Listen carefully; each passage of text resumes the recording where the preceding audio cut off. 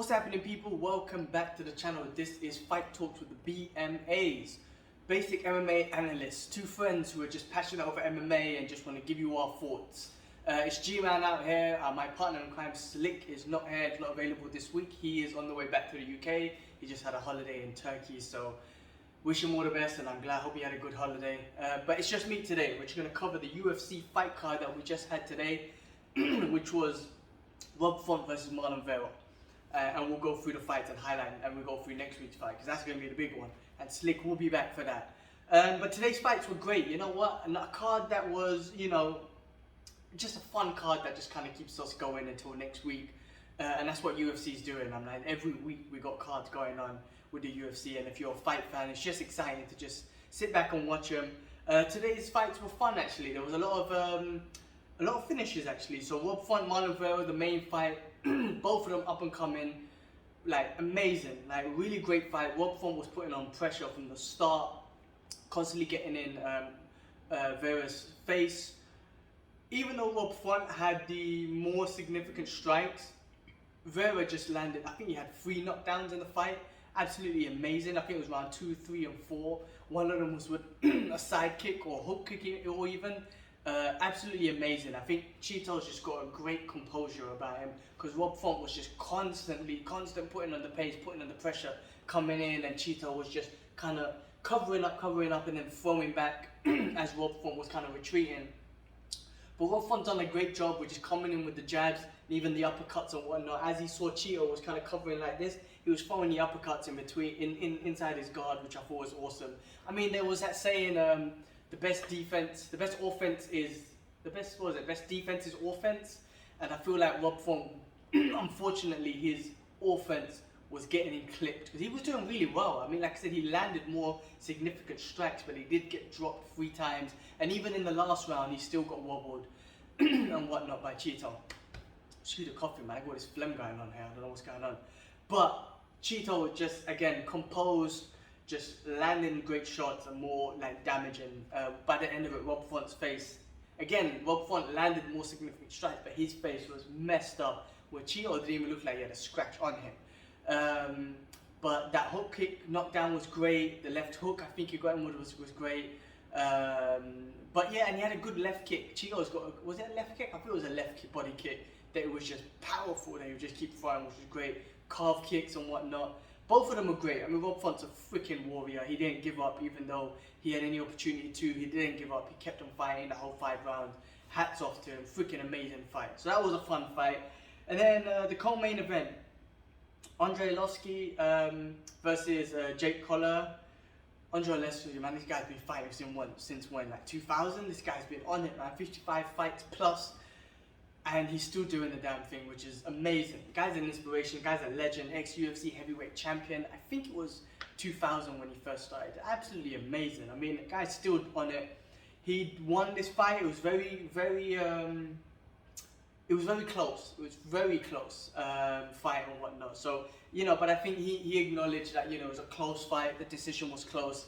I don't know if he was actually surprised to hear the decision, or maybe he was just like, it was a very close one. But that was a great heavyweight fight. I did thought that someone's getting knocked out and whatnot. Arlovski did have a couple good head movements, but unfortunately that led to a bunch of head clashes and whatnot.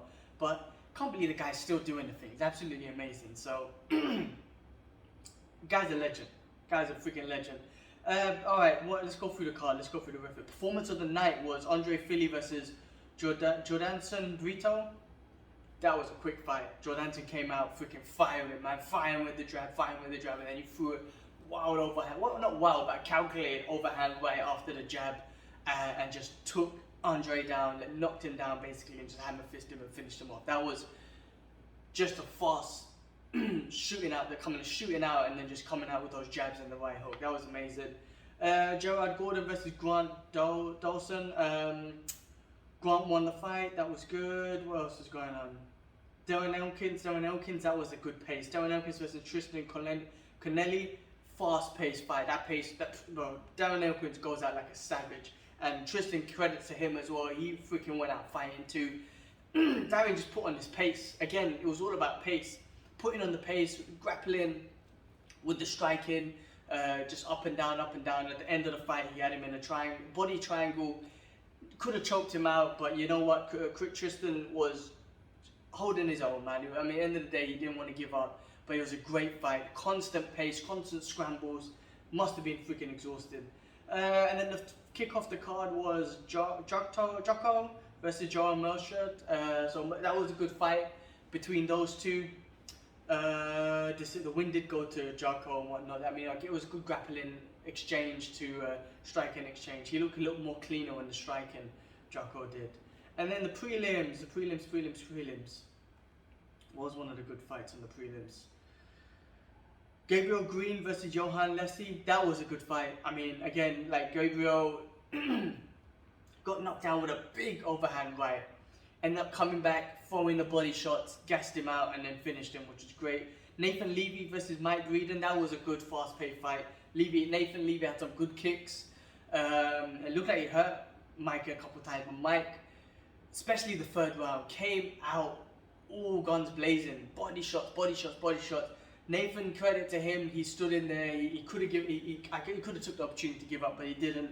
But I thought that was a great fight. If there's one fight to watch, that was one of them, definitely. Just a fast pace, very exciting. And then just you know, Mike, like I said, just putting on that pressure on round 3. Absolutely amazing. So some good fights. It was very fun, but I think the main ones it's going to be next week, because that's going to be a fun freaking card. Let's get to that card. I know there was some boxing on. I didn't get a chance to watch that yet. I'll try and catch those fights. But next week, big one, UFC 274. Looking forward to this one. We're going to get either a new or the remaining lightweight championship. Justin Gaethje versus Charles Oliveira.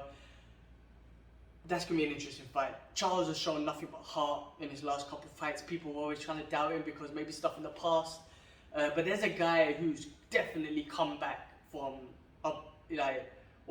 adversity, you know, not just in fights, but in his career. I mean, guys, I think it's 10 years ago, maybe 2008, coming to the UFC, having his ups and downs, and then getting to a position where he's the champ. Absolutely amazing. And then not even overcoming that adversity, but overcoming adversity in his recent fights against Justin, what's his name?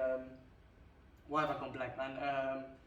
There you go, Michael Chandler is on the card, thank God. Coming back from that, you know, I mean, Charles has just shown nothing but heart. I think with Justin Gaethje, he's definitely going to show heart. We know Gaethje is going to come out guns blazing.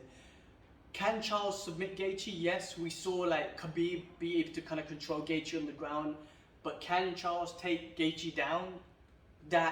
We don't know. Khabib was able to take him down because Khabib's just a world-class, different level wrestler. With Charles, I don't know if he's got that wrestling accolades, but definitely the submission. He's got the most submissions in the division, I believe. So if he gets him down or somehow takes him down, he'll submit it. But if it's on the stand-up, man, Justin Gaethje is going to pull it on him. He's going to pull it on him. Those leg kicks, those wild shots that he takes. Like I say, I think people think he's a brawler, but he's a strategic brawler. Meaning, he gets in the pocket, he's able to slip and roll with punches and fire back heavy. So this is going to be a fun freaking fight. Super excited about that. It can go either way. So I'm not even going to make no predictions. Then we've got Rose Namajunas versus Carla Esparza, which is fun. I think this is a revenge fight against Carla. But this is going to be an exciting fight. Rose is such a badass, man. I mean, she's freaking awesome. Taking out, I would say, the most dangerous women in the division, Joanna Jędrzejczyk and Zhang Wei Li, and she took them both out twice. That's how badass Rose is. So I do feel like she's going to win this fight, but you can't count out Carla, especially in MMA. You never know what's going to happen. So that's going to be exciting. Then you got Michael Chandler versus Tony Ferguson. Freaking hell, that's going to be another crazy fight. Chandler versus Gaethje was amazing. Chandler wanted to put on a show, he wanted to show everyone what he's made out of. He could do the same thing with Ferguson. I hope Ferguson's a bit more strategic, even though Ferguson's very unorthodox. You know, but after that fight with Gaethje, it was tough. You know, that was a tough one to see, and I don't know if he's going to be the same, but the guy, I feel sorry for the guy, man. He should have got a title shot, but all those bad lucks with Khabib, and had such a long reign in the long reign of wins in the lightweight division. But it's great to see Tony back. I hope he does well. I hope I kind of don't want it to be a brawl. This one definitely could be a brawl, especially with these two, but I kind of hope it doesn't. and it's either clean or just, you know, just strategic, I guess, man. I don't want to see Tony being damaged anymore, but this could be a fun fight. Tony with them elbows, I mean, he could definitely take Chandler out. Chandler's coming off of a loss. I think this is his second one, right? So he just got into the UFC, beat Dan Hooker, then he got the title fight, lost to the champion Charles, and then he lost against Gaethje. He needs to win, right? He needs a win to kind of solidify his place in the UFC. I mean, not like he's gonna do anything. The guy's freaking awesome, and he's got the name, and he's shown that he can brawl and whatnot. But it'll be great for him to kind of get a win. But then again, Tony's my boy, man. So I don't know. It's a tough one. Then you got a legend, man, and a rematch. Shogun Rua versus OSP over in St. Pierre. I can't even say his line. Over St. Pierre.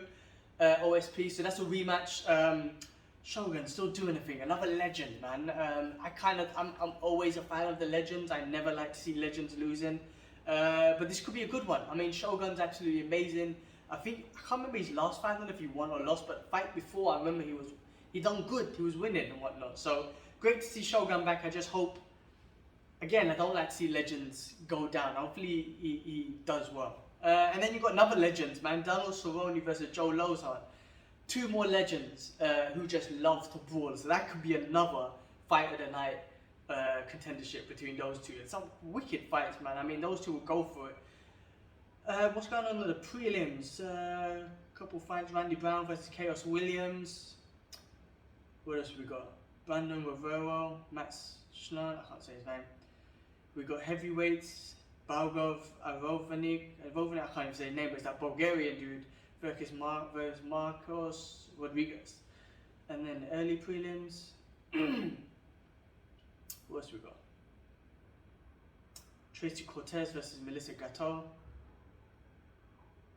Some good fights, man. Some good fights next week. That's the exciting one, man. That's the exciting one. UFC 274. Looking forward to that card.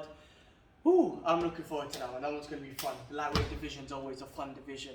But anyway, that was my thoughts on the fights this week. My kind of recap, or what do you call it, pre-fight analysis, I guess. Just from a fan's perspective. Anyway, hope you guys enjoyed that. If you liked it or disliked it, whatever, press like, dislike, comment. Really appreciate it. Subscribe. Please subscribe if you want to see more of these videos.